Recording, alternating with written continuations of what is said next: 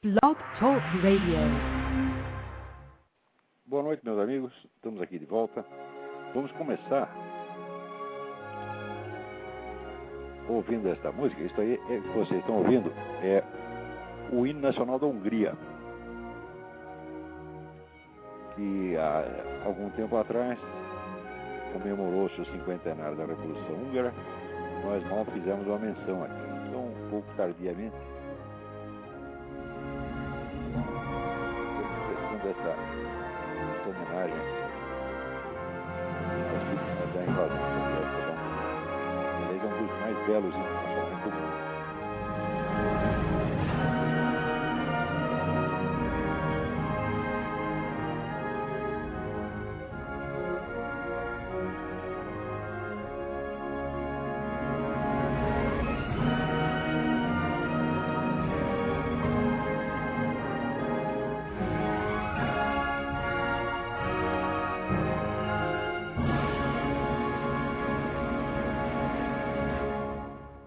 Então, feita esta breve e tardia homenagem, vamos aqui ler um recado da minha amiga Graça Salgueiro.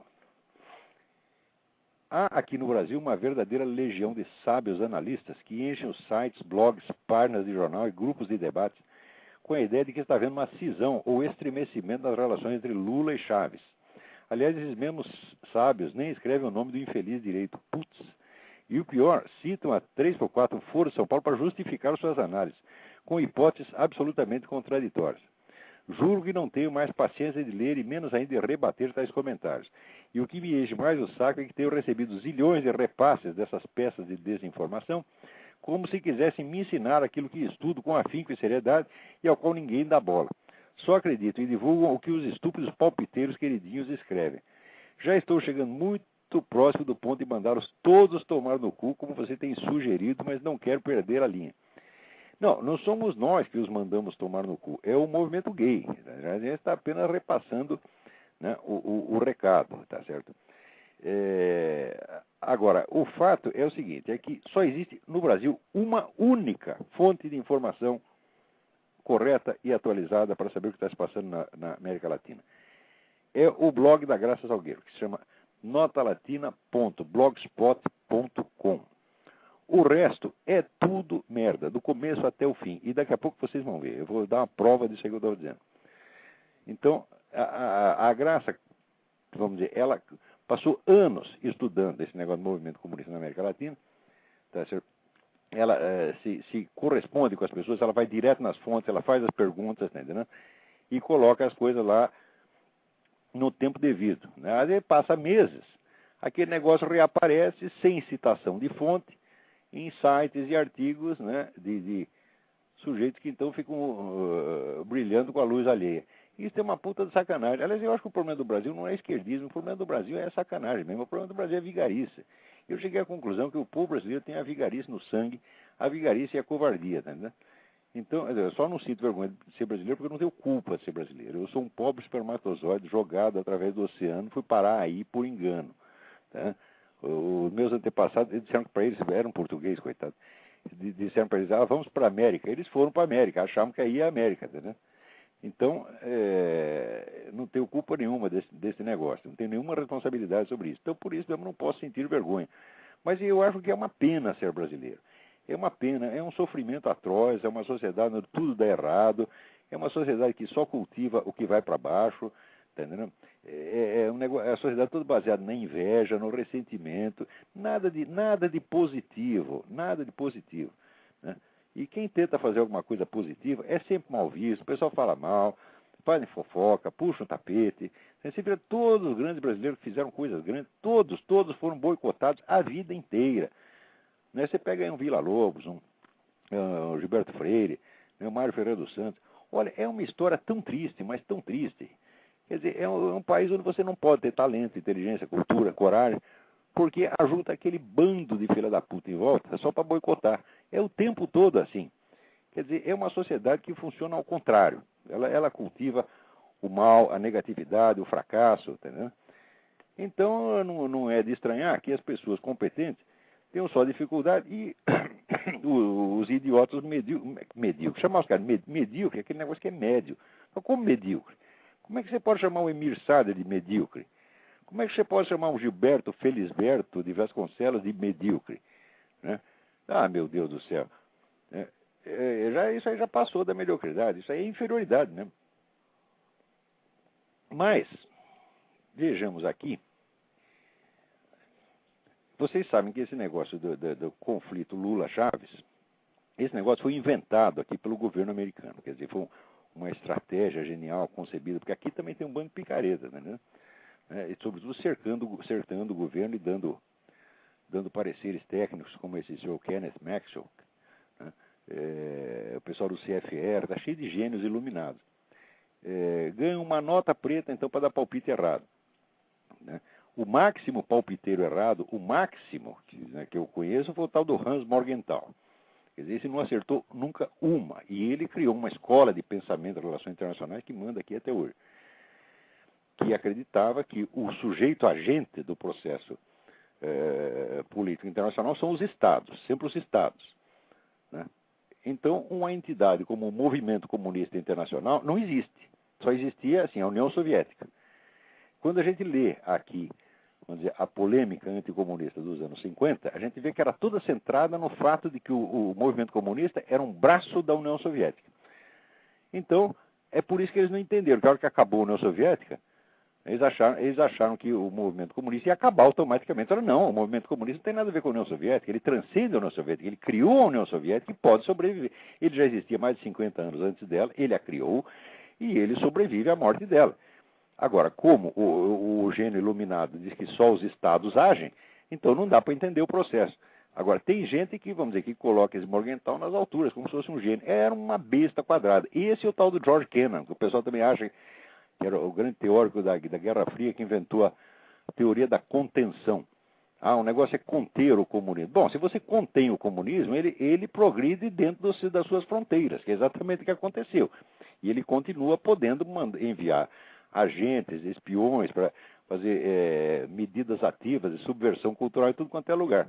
Então esse camarada achou que estava fazendo algo contra o comunismo e o que ele fez foi sentar e não fazer nada, absolutamente nada. Tá certo?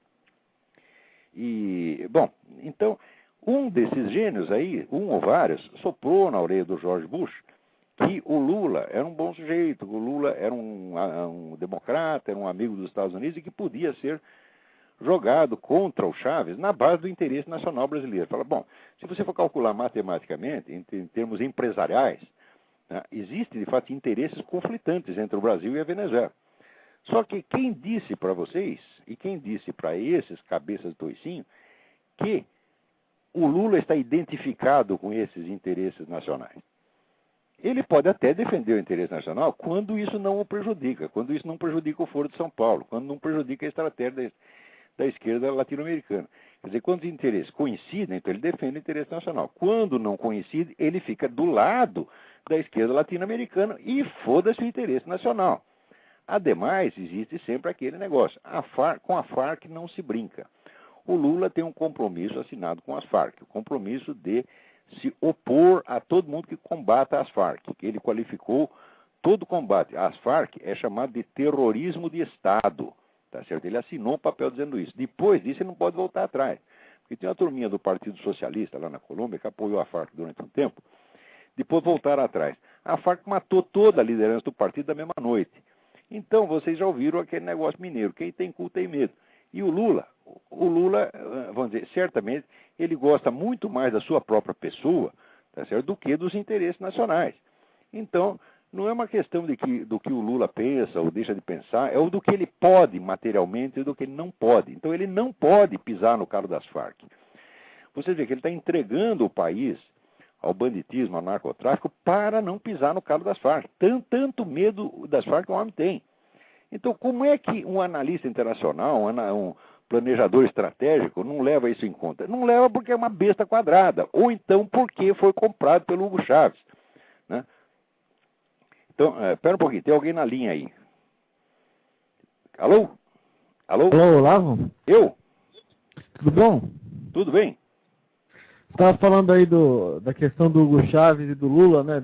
Que o Lula defendeu o Congresso contra o Chávez, né? Defendeu nada, depois chegou na Inglaterra e disse, o que ele disse na Inglaterra? Saiu na BBC, E a Graça Salgueiro está dando lá no Blogspot, no Nota Latina. Quer dizer, o Lula é um parceiro, não é um perigo. E aqui tratar o Celso Amorim, dizendo, não, tudo isso são nuvens passageiras, no fundo está tudo bem, você está entendendo? Né? Como diz, depois eles dão uma trepadinha e fica tudo certo, tá entendendo? É essa a mentalidade. Né? É briga de marido e mulher, depois resolve na cama, tá entendendo? Eu vou fugir um pouquinho do assunto.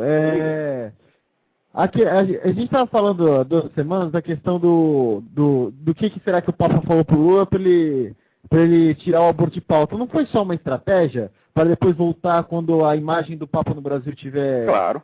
desvanecido? Não tem a menor dúvida, não tem a menor dúvida. O Lula não foi sincero nisso aí. Tá certo? Ele apenas disse, este não é o momento de discutir aborto. Quer dizer que o Papa foi lá, fez alguma pressão em cima dele, e ele recuou um pouquinho, mas dar um passo para trás para dar 2 para frente, nós sabemos disso. Agora, o fato de conseguir fazer ele dar um passo para trás já é uma grande coisa. O que o pessoal da igreja tinha que fazer, se tivesse vergonha na cara, é aproveitar esse momento, tá entendendo? E aí lançar um fronte anti-abortista pesado. Mas ninguém vai fazer nada, tá entendendo? O Brasil só tem boiola, porra. Outra coisa, Lavo, você conhece o historiador John Lukács? Conheço, muito bom. Então, saiu uma tradução de um livro dele aqui no Brasil, pela Civilização Brasileira, e aí a orelha do livro, né, do editor, faz todo mundo que lê aquilo lá pensar que ele é um militante anti-Bush, como se existem outros. Que é isso? Na verdade, John Lukács é um puta conservador? Então, mas fala que ele é crítico do Bush. É lógico que ele é crítico do Bush. Eu acho o Bush em cima do muro, por isso ele é o crítico. Exatamente, ele é o crítico como eu sou um crítico. Eu acho que o cara é meio vendido, tá entendendo? Eu não sei se é meio vendido, ou se tem um rabo preso, eu não sei, mas eu sei que ele sempre dá um cravo na ferradura. Ele é um tucano, ele é um murista. Tá certo? E é por isso mesmo que ele está se ferrando. Porque o eleitorado conservador aqui é muito exigente. Eles votam no cara e dão um crédito de confiança. Se o sujeito depois mija fora do pinico, tá entendendo? Eles ficam loucos da vida. Como agora já saiu um monte de livro aqui acusando o sujeito abertamente de ser um traidor. Então é nesse sentido que o Lukács critica. O Lukács é um sujeito bastante conservador. É um dos melhores cérebros aqui do movimento conservador aqui. Agora, aí no Brasil eles fazem isso. Não teve aquele livro do Alain Besançon que o tradutor e prefaciador inverteu o sentido do livro completamente? Que aliás foi o doutor, o Marquês de Sade, foi o tradutor e prefaciador do livro, e na orelha do livro fazia a mesma coisa, invertia, dizia exatamente o contrário do que estava escrito dentro do livro. Como o brasileiro só lê orelha e título, tanto, então pronto, é o que vale. Quer dizer, os caras conseguem usar até o John Lukács. Eu estou falando que isso é tudo um bando de filho da puta, como nunca houve, rapaz. O Brasil de filho da puta por metro quadrado. Depois que procura a edição da Civilização Brasileira.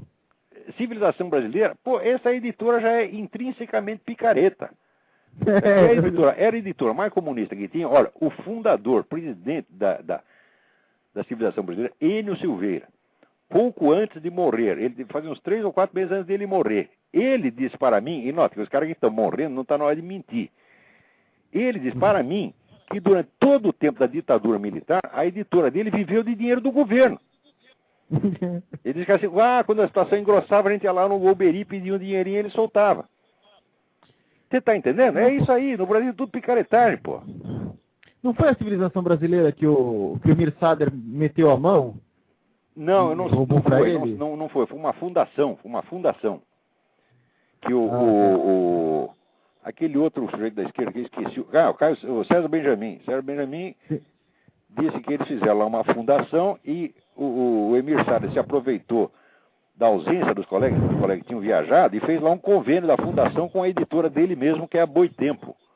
Ah, é verdade, isso mesmo. Pois é. Você vê, são todas pessoas honestíssimas, são os fiscais da moralidade nacional, é o novo sacerdócio, o novo clero. Daqui a pouco as pessoas lá estão lá se confessando e comungando na mão do Emir Sader. Né? Então só uma última coisa, eu queria fazer uma propaganda aqui do site do Padre Paulo Ricardo, que eu acho que todo mundo que escuta o seu programa vai gostar. Esse site é bom, esse site é bom, eu já vi. Diga aí, dá o endereço. www.padrepauloricardo.org. Peraí, repete, por favor. www.padrepauloricardo.org. Ponto, moleza, padrepauloricardo.org. Vale a pena, eu já dei uma olhada, gostei muito. É isso aí, Olavo, muito obrigado. Obrigado a você, parabéns ao Padre Paulo Ricardo pelo site. Então vamos Até mais. Continuando aqui, né? Estava falando esse negócio de Lula Chaves, isso aí foi uma ideia idiota que meteram na cabeça do George Bush. E note bem, ele está no fim do segundo mandato, ele está queimado com a opinião pública, ele quer... O que ele quer fazer? Ele quer resolver problemas de longo prazo? Não, problema de longo prazo ele já tem na área lá do Oriente Médio, então ele já está fazendo, e eu acho que está fazendo o melhor que pode lá. Agora, na América Latina não, ele quer mostrar serviço, varrer a poeira para baixo do tapete, né, e sair da presidência deixando a impressão de que ele fez alguma coisa. Então, está fazendo essa maquiagem de jogar o Lula contra o Chaves, na base do negócio do etanol, essa coisa toda, e volta, ele sai, faz essa viagem e volta para casa dizendo, tá vendo, joguei um contra o outro, eu sou espertalhão. Tá. Mas é tudo farsa, ele não jogou ninguém contra ninguém, não aconteceu porra nenhuma. O cara, enquanto o Bush está aí, o Lula se faz de amigo da América e assina lá um acordo de etanol, que aliás é bom, o acordo de etanol é bom para o Brasil, é bom para os Estados Unidos, e para a Venezuela não fede nem cheiro. Tá? A Venezuela não vai deixar de vender petróleo por causa disso. E então o Bush sai cantando vitória de que fez uma grande obra diplomática aí na América Latina. Não fez nada. Né? Agora, veja, o pessoal fica tudo preocupado, né, com Venezuela, né? Mas existem coisas piores acontecendo aí na América Latina e ninguém diz uma palavra. Eu vou ler aqui para vocês uma mensagem que eu recebi da senhora Maria del Mar Barcala, que é chefe de gabinete do deputado equatoriano Luiz Fernando Torres. 2 semanas atrás, eu estive em Washington para encontrar esse doutor Luiz Fernando, e ele me contou mais ou menos o que estava acontecendo no Equador e por que ele estava aqui.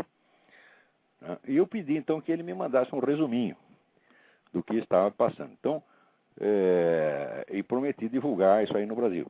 Então, eu vou ler a carta para vocês. Em nome do Dr. Luiz Fernando Torres, lhe expresso sincero agradecimento pela solidariedade e ajuda prestadas pelo senhor à causa republicana e libertária do Dr. Torres. A situação no Equador tende a deteriorar-se, pois a perseguição política movida pelo presidente, o presidente Correia, se aguçou frente aos líderes da oposição e aos proprietários de meios de comunicação, contra os quais o próprio presidente da República está promovendo processos penais por sedição. O recente escândalo sobre a manipulação do pagamento dos juros da dívida externa equatoriana golpeou, de algum modo, tanto o presidente quanto o seu ministro da Economia, Ricardo Patinho, antigo combatente na Nicarágua e fiel seguidor de Chávez e Castro. Comoveu o país o vídeo em que ele aparece reunido com intermediários de vendedores de seguros de títulos da dívida externa para comprometer-se a assustar o mercado, prestem atenção, comprometer-se a assustar o mercado e provocar ganhos entre 50 e 150 milhões de dólares a fim de fevereiro de 2007. Quer dizer, parênteses, esse filho da puta foi filmado, tá certo? Prometendo manipular o mercado para dar aos amigos deles um ganho de 50 a 150 milhões de dólares. Isto foi filmado e esse deputado Luiz Fernando Torres divulgou um negócio. Daí continua a carta. O doutor Luiz Fernando Torres formalizou a queixa política contra o ministro no dia 7 de março, às 10 horas, com o apoio de 56 outros deputados. Nesse mesmo dia, às 16 horas, ele foi destituído do Congresso com outros 56 legisladores de oposição. Por ter lutado contra as máfias internacionais socialistas beneficiárias da especulação financeira, o Dr. Torres foi despojado do seu cargo de legislador da República e dias depois foi incriminado por delito de sedição por uma fiscal manipulada que chegou a pedir, inclusive, uma ordem de prisão preventiva com o propósito de que o Dr. Torres e outros 23 legisladores de alta importância nacional não pudessem sair do país. Os juízes que estão julgando o caso não se atreveram até agora a tramitar o pedido da fiscal. Em todo caso, não é raro que sejam pressionados para o governo para evitar que o Dr. Torres, junto com a legisladora Glória Galhardo, continue levando à opinião pública todos os escândalos do ministro Patinho. Veja você, a carta dona Maria del Mar Barcala, ao qual agradeço por ter mandado esse resumo que eu havia pedido. Eu conversei com o Dr. Luiz Fernando Torres, me pareceu uma pessoa de uma sinceridade extraordinária, um homem simples, sem presunção nenhuma, que faz uma análise muito objetiva da situação da América Latina. Me pareceu uma pessoa muito digna e correta, tá certo? E este caso aqui é realmente grave. Quer dizer, se esse ministro, Ricardo Patinho, foi filmado, né, prometendo uma coisa dessa, prometendo manipular o mercado para fazer os cupinchas dele ganhar dinheiro, esse ministro tinha que estar na cadeia. Em vez disso, o que acontece? 56 deputados são caçados. E não se fala nada disso na mídia brasileira. Não sai uma palavra a respeito disso. Quer dizer, parece que o único perigo que existe na América Latina é Hugo Chávez. Se livrou tirado Hugo Chávez, está tudo uma maravilha. Está tudo uma maravilha, nada. Quer dizer, o movimento esquerdista latino-americano é um só, é um movimento unitário, ele tem uma estratégia global, tudo combinado, tudo articulado, e articulado há quase 40 anos. Antes de existir formalmente o Foro de São Paulo, já existia essa unidade estratégica, desde o tempo do Fidel Castro, com a OLAS, Organização de Solidariedade Latino-Americana, tá certo? Onde, desses canalhas todos, os que têm idade para isso já estavam lá, e agora continuam no Foro de São Paulo, tá certo? Isso é um bloco, vamos dizer que a diferenciação regional é, na verdade, muito pequena, é uma questão de estilo, tá certo? Então, o Chaves tem esse estilo bufão, né, palhaço, etc. Então, ele chama mais a atenção. Mas tem gente fazendo coisa pior. Quer dizer, você caçar 56 deputados para proteger um ministro, obviamente, corrupto, contra o qual existe uma prova filmada, ora, vá pra merda, o que é isto, porra? Tá certo? Isso é, de certo, a coisa mais grave que tem acontecido na América Latina nos últimos 20 anos. E essas coisas aí que vocês chamam de jornal, que para mim é papel higiênico impresso, né, não dão uma linha. Né? Cadê aí a grande mídia? Cadê o Globo? Cadê o Estadão? Cadê a Folha? O que estão fazendo, porra? Para que serve todos vocês? Não serve para absolutamente nada. Vocês são todos estelionatários. Isso é o estelionato jornalístico. Tá certo? Vocês conseguiram enganar o povo brasileiro durante 16 anos com o negócio do Foro de São Paulo. Daí, como eu comecei a insistir, falei, daí não dá mais para esconder, tá certo? Então, de repente, eles pegam a palavra, a expressão Foro de São Paulo e começam a usar em outros contextos como se fosse um órgão inócuo, tá certo? E tentando disfarçar, na verdade, a importância que tem esse órgão. Quer dizer, vocês, com esses jornalistas que você tem no Brasil, vocês estão na mão de vigaristas. É uma coisa horrorosa o que está acontecendo. Note bem, mais de 10 anos atrás, eu propus a vários empresários brasileiros a formação de comissões de empresários que, munidos da prova que eu lhes forneceria, na prova abundante, vamos dizer, do viés esquerdista do noticiário, quer dizer, as notícias que não convinham à esquerda eram sistematicamente escondidas, e isso eu já tinha prova acumulada disso 10 anos atrás. Falei, eu entrego para vocês um dossiê, vocês fazem uma comissão de empresários, vocês vão visitar os diretores de jornais e pressioná-los, dizer como é que é isso. Nós anunciamos no seu jornal, nós gastamos nosso dinheiro, nós confiamos no seu órgão de imprensa para você fazer isso, para você servir esses vagabundos, tá certo?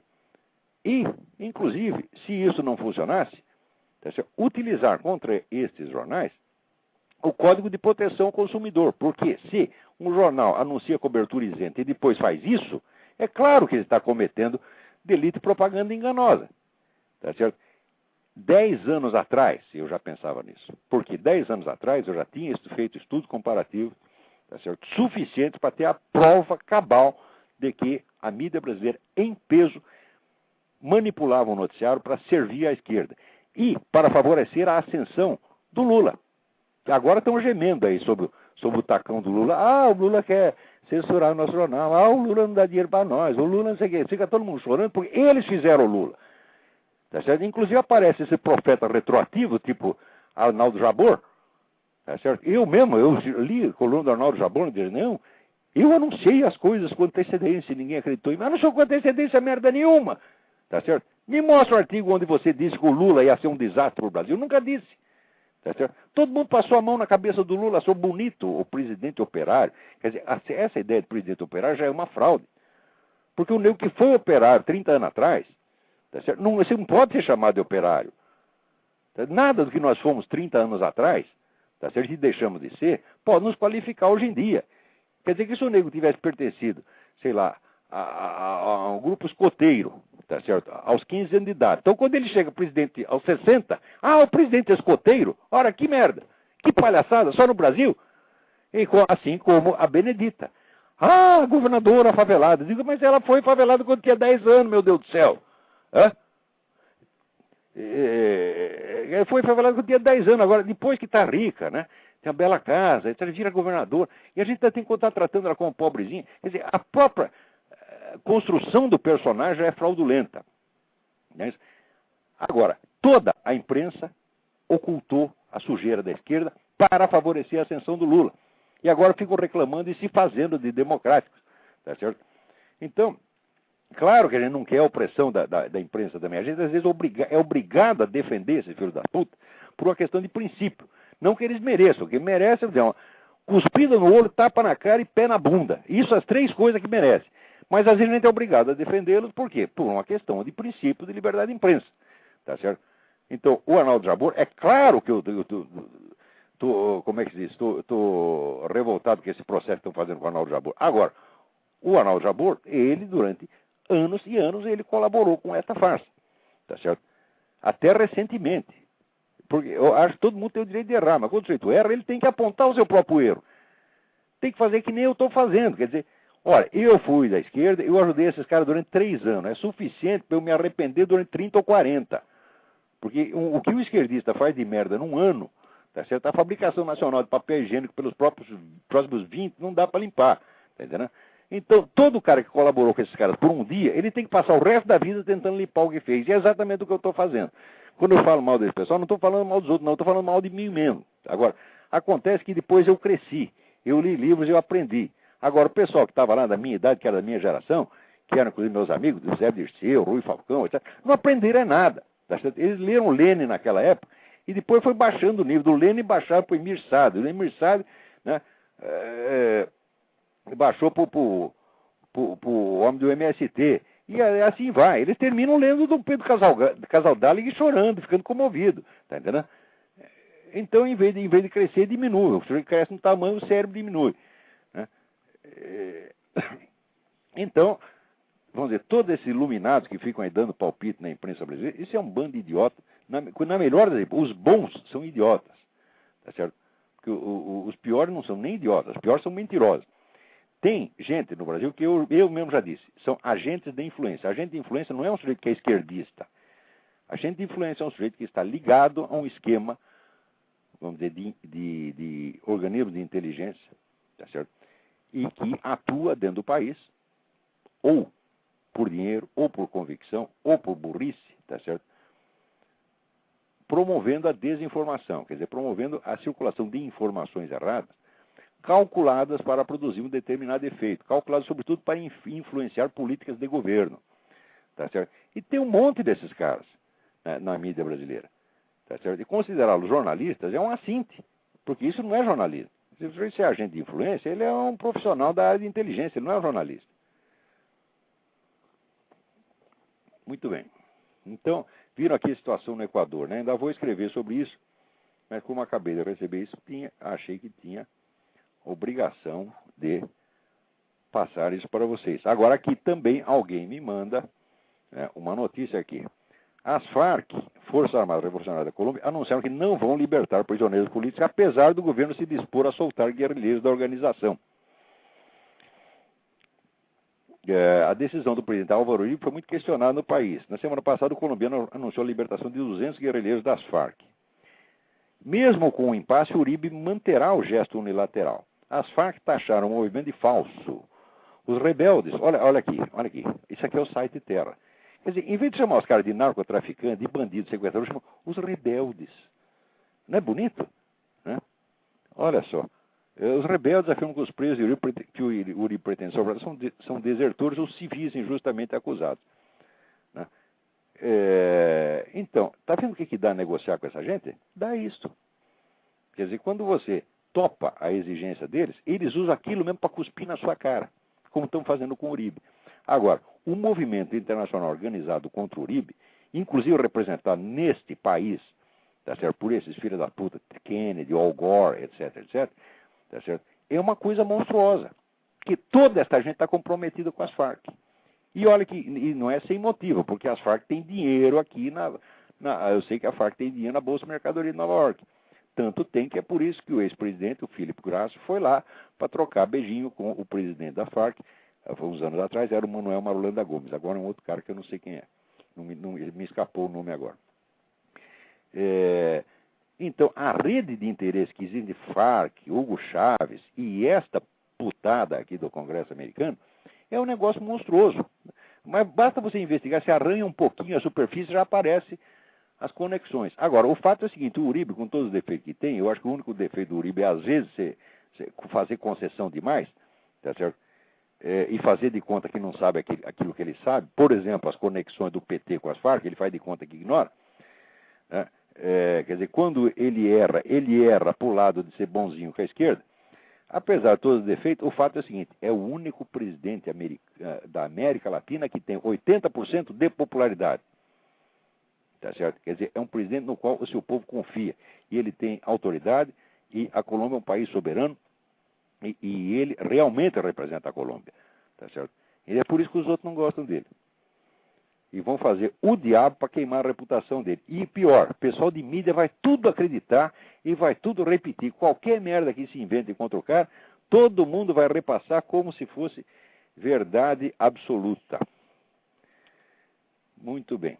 Então, vamos aqui. Agora, no Brasil, segundo me passa aqui a informação, a Cristina Fontenelle, né,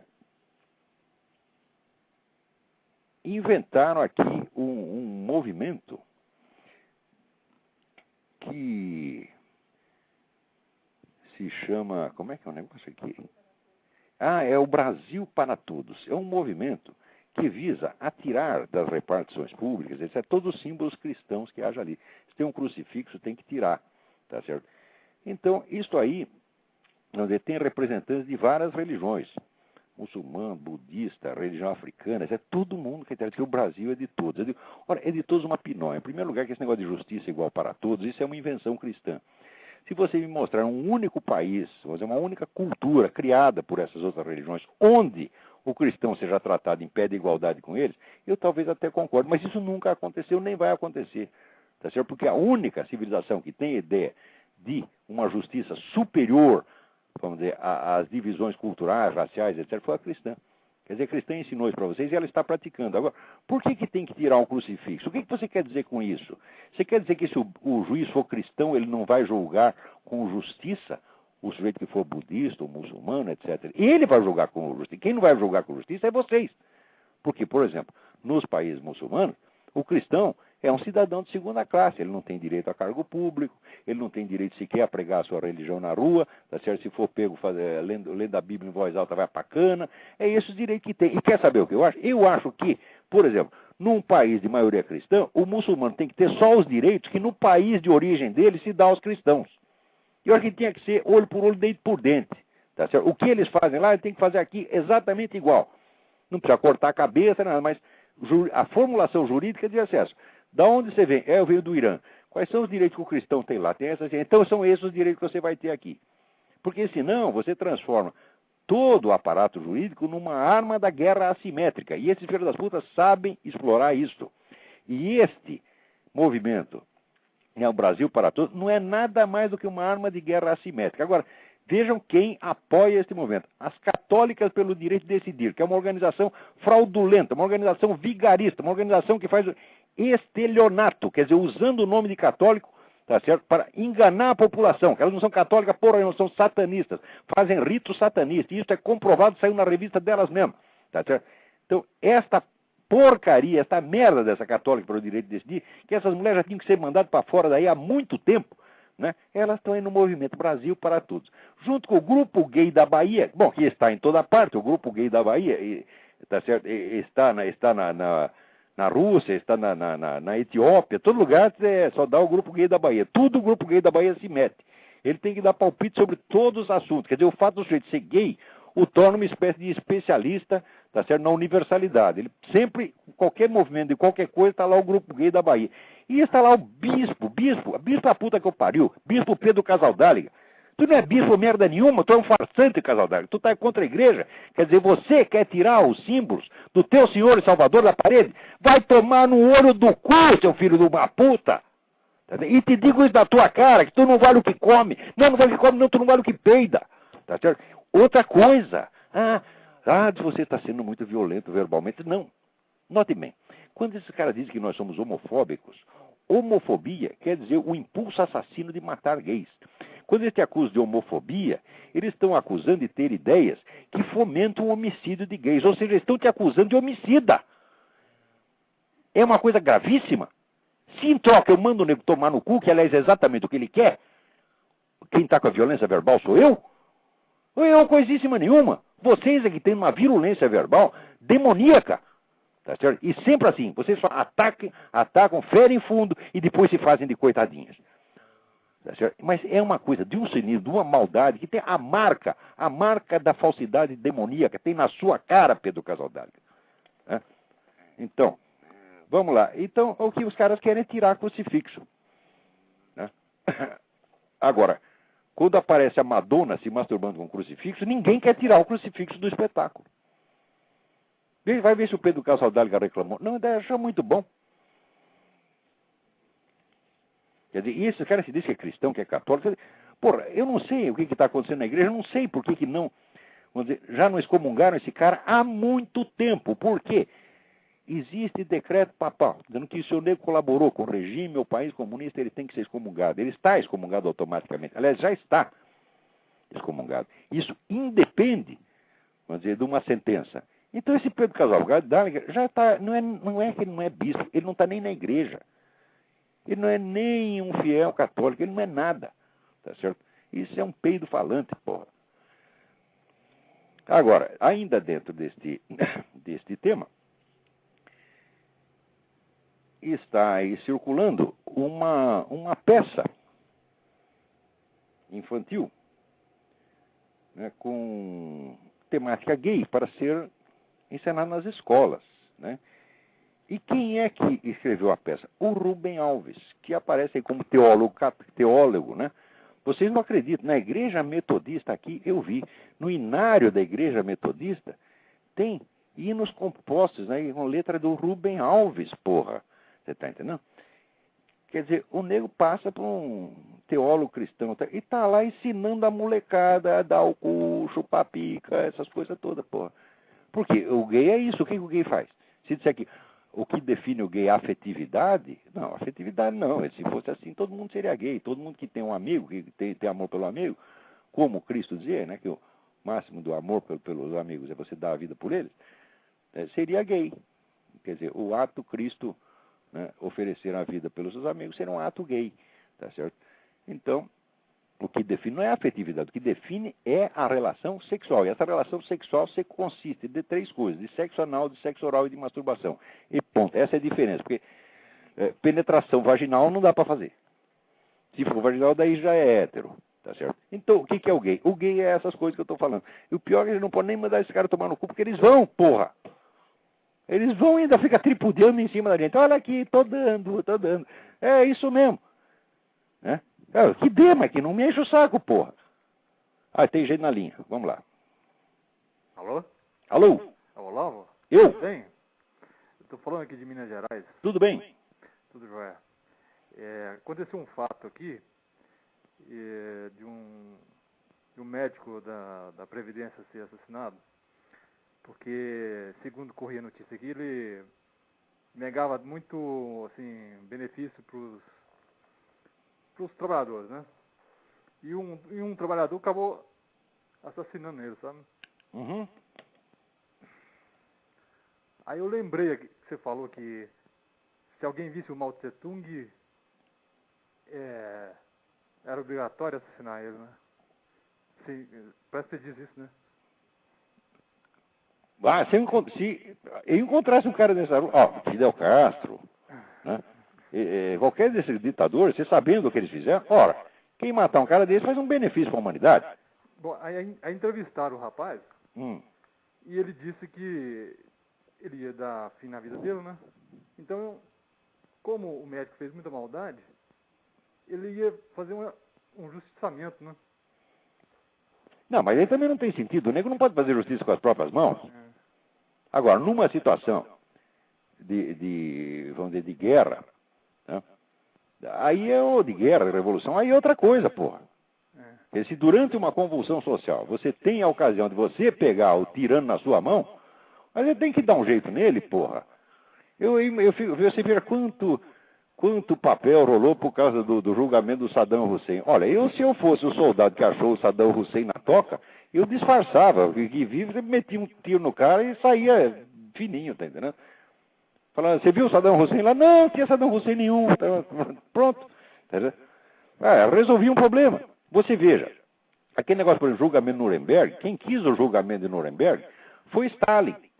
Tá certo? Para fazer um espetáculo, porque Stalin tinha o dom do espetáculo. O Churchill achava assim, se você pegar os líderes nazistas, mata na hora, julgar porra nenhuma, dá-lhe um tiro na cuca e pronto, acabou, resolve o problema. É muito mais simples e prático. Era o que tinham que ter feito. Agora, vai fazer esse julgamento, você vai gastar um montão de dinheiro, vai ser um espetáculo, e você só vai julgar peixe pequeno. Tá certo? Então, agora, esse cara aí não, ele fez uma coisa meramente pessoal, você está entendendo? Não é um conflito. Quando você está agindo numa escala grande, numa escala de conflito de Estado, numa escala de revolução, de guerra, é uma coisa. Agora, quando você está num conflito pequeno, aí você tem que submeter a lei, pô. Quando você está num conflito grande, é que as leis já foram para as cucuias. Numa situação revolucionária, não há mais lei. Tá certo? Então, tem que fazer vigorar o princípio geral que você defende. Mas, numa situação onde existe a lei, existe a justiça, tal, o cara não tem nenhum direito de fazer justiça pelas próprias mãos. Eu, por exemplo, se encontrar o Dom Pedro Casaldáliga na rua, eu não tenho direito nenhum de bater nele. Eu acho isso sumamente errado. Eu acho que eu devia ter não só o direito, como eu devia ser pago para bater nele.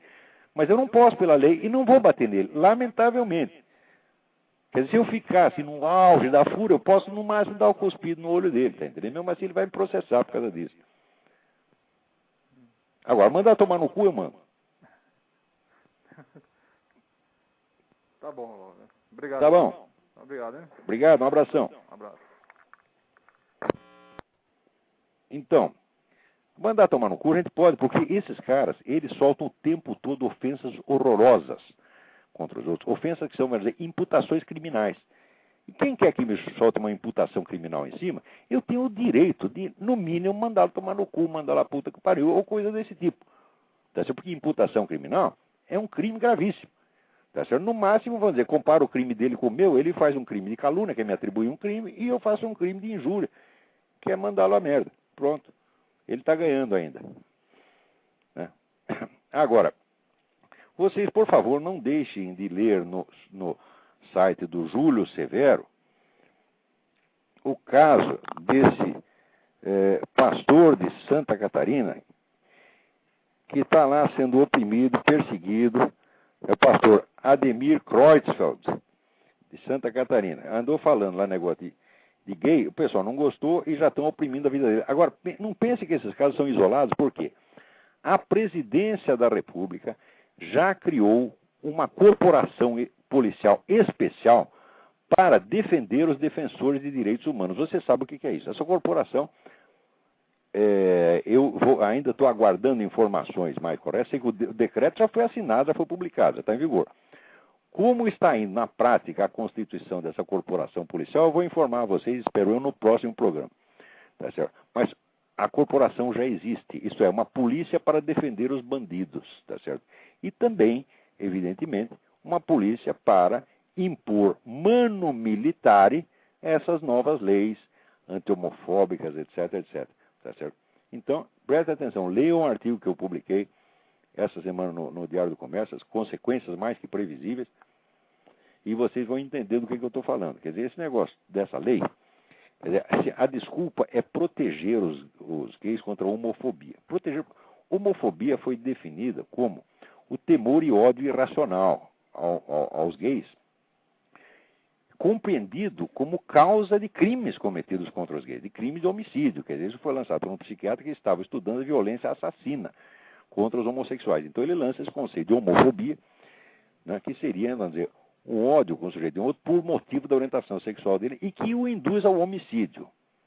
Tá certo? Então, eu não sei se esse conceito, vamos dizer, se ele corresponde a uma realidade.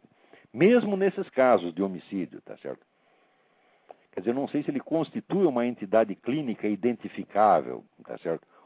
Mesmo dentro do movimento gay, uns dizem que sim, outros dizem que não. Agora, antes de comprovar se existe a homofobia no sentido literal do termo, eles fazem ampliação metafórica e chamam de homofóbico todo mundo que tem alguma coisa contra o homossexualismo ou até que tem algo contra o movimento gay. Eu, por exemplo, eu nunca me lembro de ter falado alguma coisa contra o homossexualismo, o bissexualismo, o trissexualismo, o tetrasexualismo, ou qualquer outro sexualismo que exista, ou qualquer outra prática sexual existente, inexistente ou por inventar. Porque simplesmente eu não me meto na vida dos outros, porra. Eu vou ficar falando o que é para fazer ou não fazer na cama. Ora, porra. Né? Isso não é da minha conta e eu respeito a vida particular das pessoas, né? Agora, eu falo contra o movimento gay enquanto ideologia, enquanto fórmula de poder. Isto basta já para eu ser chamado de homofóbico. Então isso é ampliação metafórica, na qual você dá conotação criminosa a uma simples ideia política.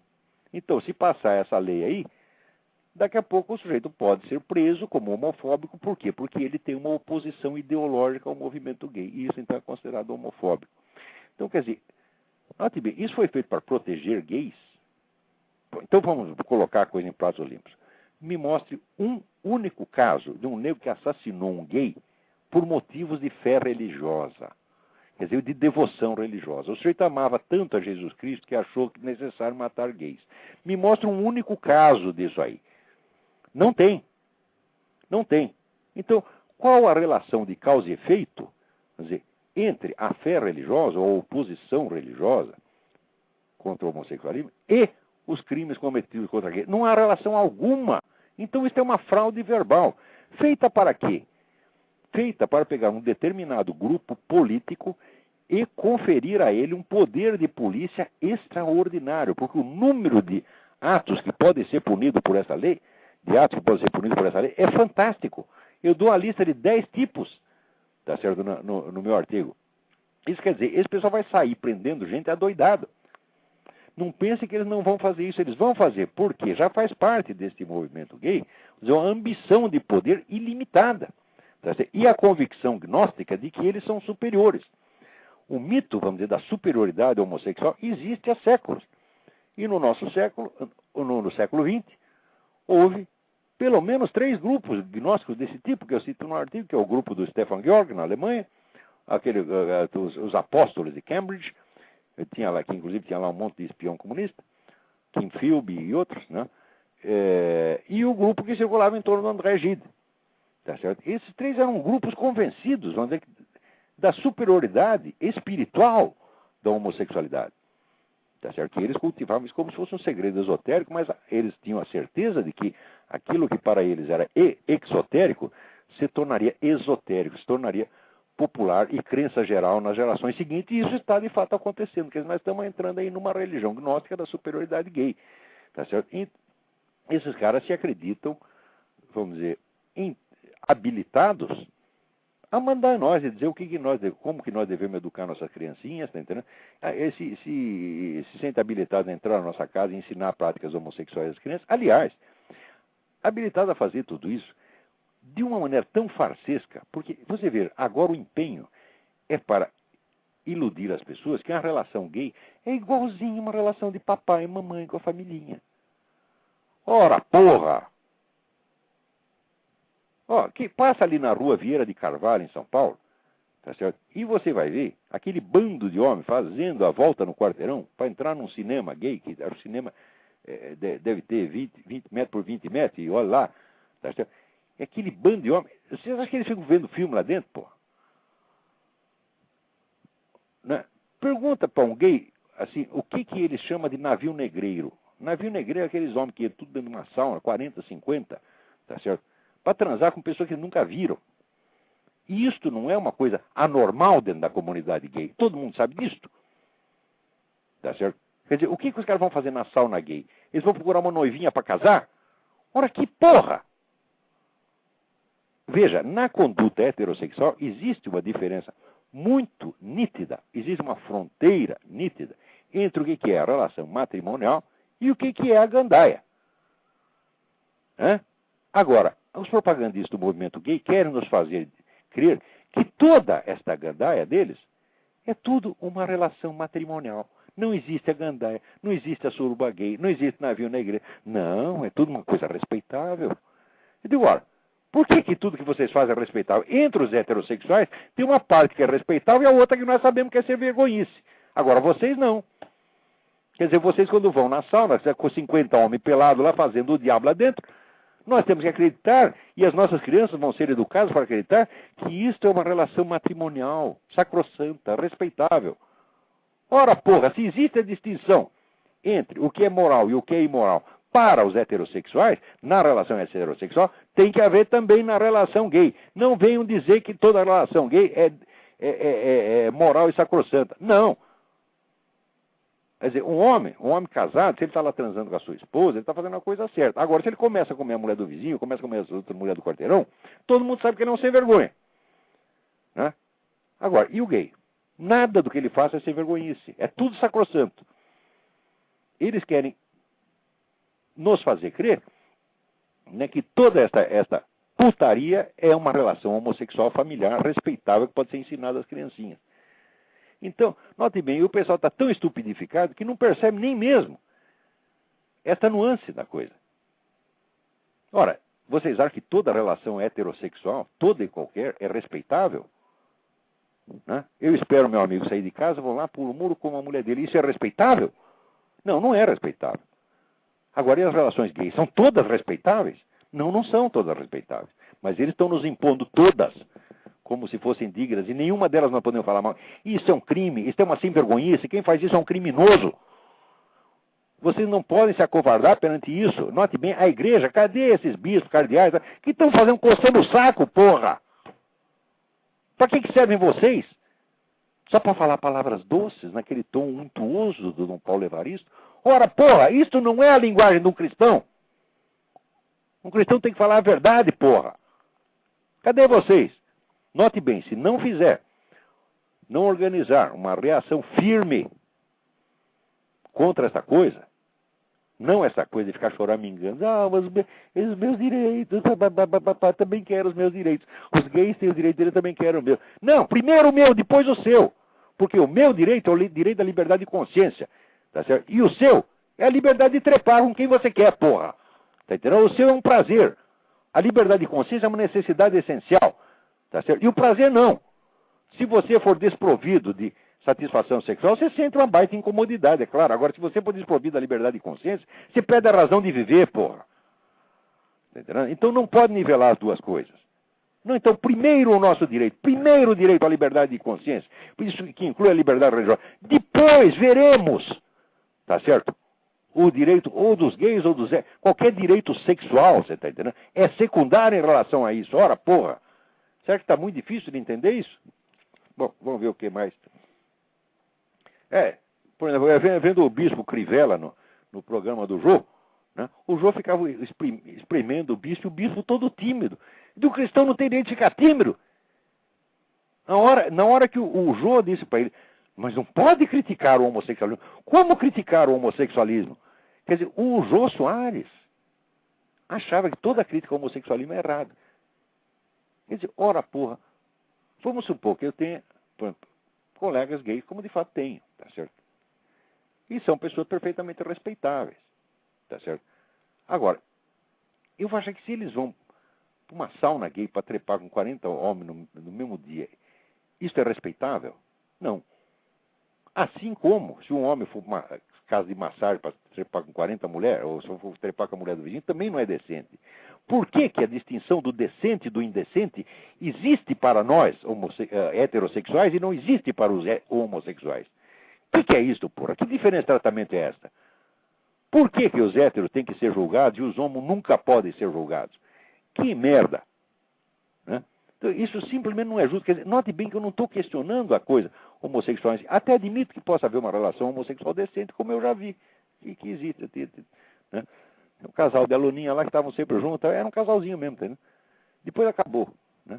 Eles ficaram todos chorosos, acabou a história. Mas elas eram pessoas muito boas. Tal. O que eu vou me meter na vida delas? Dizer o que elas podem ou não podem fazer na cama. Eu não tenho nada que ver com isso, tá entendendo? Então a gente tem que respeitar a pessoa. Muito bem. Mas será que isso é a mesma coisa? Né? É igualmente decente se ela começasse a se meter com todas as mulheres dos outros alunos, tá entendendo? Né? Fazendo proposta lésbica para todos, esculhambando com a minha aula. Tá? Porra, aí eu ia ter que dar um jeito, tá entendendo? Agora, se vier essa lei, eu não posso fazer isso. Você está entendendo? Então, quer dizer que os heterossexuais serão obrigados a seguir a moral e a decência. Agora, os homossexuais não. Tudo que eles fizerem será declarado automaticamente moral, decente e inatacável. E se você atacar, você vai para a cana. Então, é claro que esta lei foi concebida por mentes doentes, pessoas malignas, muito mal intencionadas. As piores pessoas que já passaram pelo Congresso Nacional. Tá certo? Agora, enquanto isso, está lá o seu presidente da República recomendando, né, uma ONG gay brasileira para entrar no corpo de ONGs consultoras da ONU, que é uma picaretagem, filha da mãe, quer dizer, é um negócio para tomar dinheiro da ONU, e já está o Lula assinando embaixo. Tá certo? Então, olha, tá ruim, viu? Tá ruim. Muito bem. Só para terminar aqui, havia um cidadão aqui, Marcelo Saraiva, que me pede para escrever algo sobre o Viktor Frankl. Olha, eu já escrevi, doutor Marcelo, escrevi na revista Bravo e foi reproduzido no segundo volume do Imbecil Coletivo, que é a longa marcha da vaca para o brejo. E recentemente escrevi um artigo na primeira leitura que está reproduzido no meu site. Se você for lá no meu site, www.olavodecarvalho.org, e clicar ali Viktor Frankl no aparelho de busca, vai aparecer, se não esses dois artigos, pelo menos um deles. Eu vou ver se o outro não está. Né? Então eu dei uma procuradinha, mas ainda pretendo escrever novamente sobre Frankl. Então, de qualquer modo, muito obrigado pelo lembrete. Aqui, o Carlos Pereira. Caro Olavo, mais uma vez, parabéns pelo programa. Escrevo apenas para citar duas coisinhas que nos dão uma ideia do tempo em que vivemos. A revista super interessante que acaba de chegar traz na capa o seguinte: Darwin, o homem que matou Deus. Bom, eu acho que Deus matou Darwin, já faz tempo.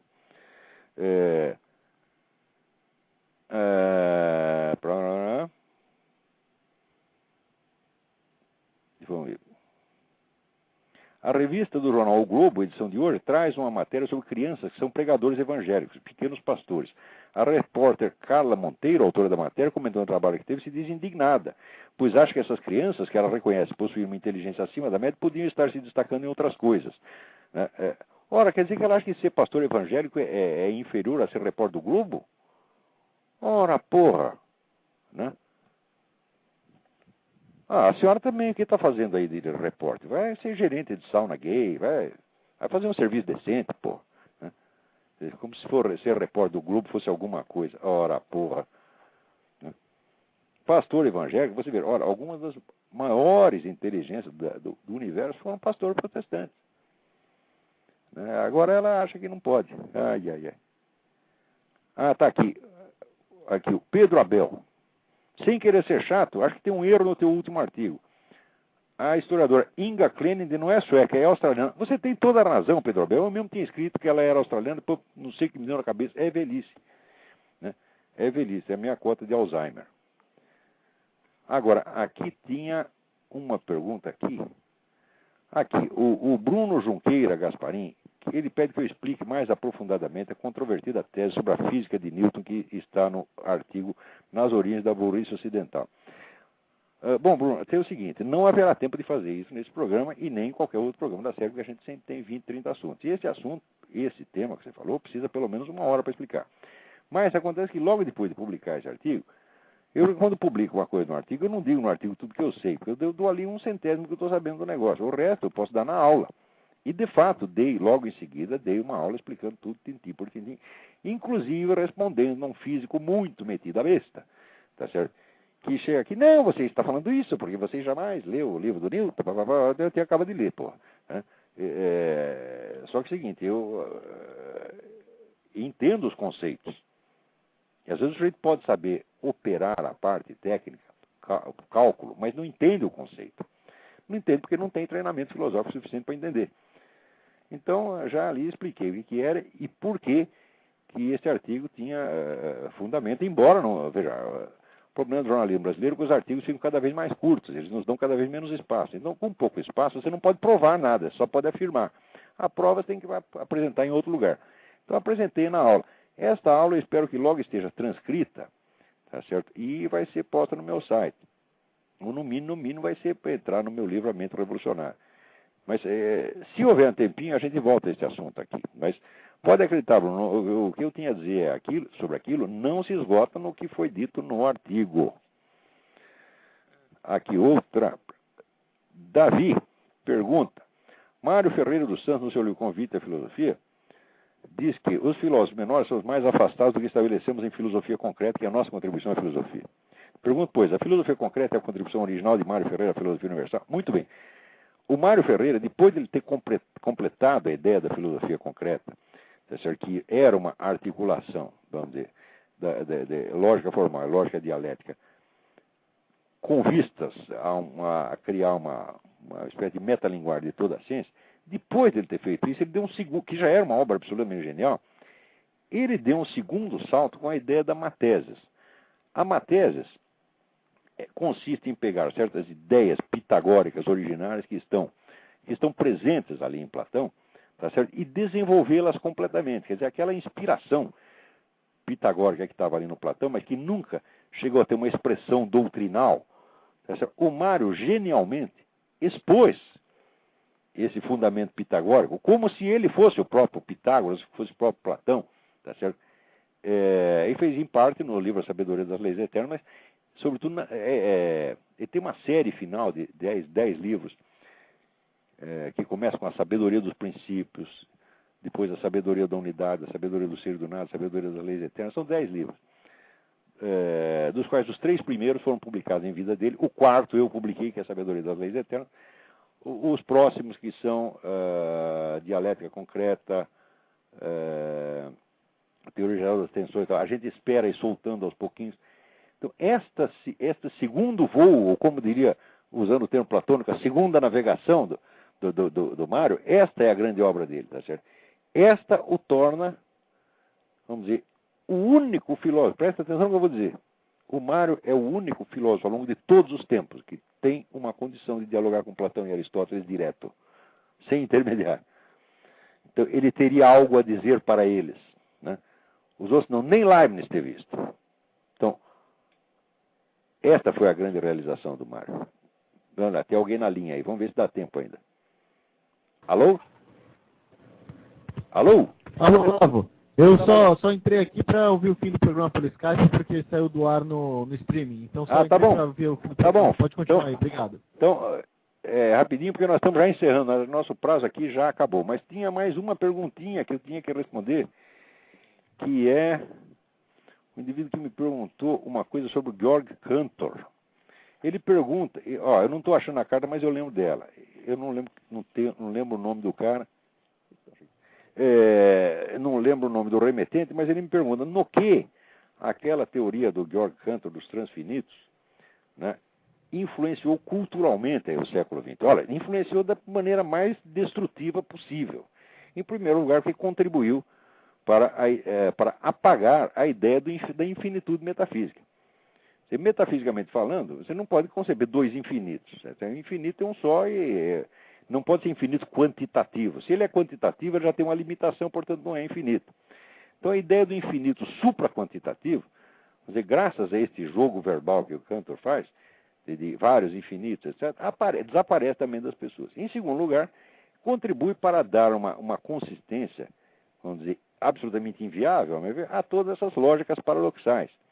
As lógicas paradoxais, elas existem, mas existem apenas como instrumentos técnicos que podem ser concebidos sempre a partir da lógica de identidade. Porque se a lógica de identidade não vigora, você não sabe sequer como paradoxo é paradoxo. Tá certo? Então, você pode, vamos dizer, a lógica de identidade ela pode ser desenvolvida de maneira direta, tá certo?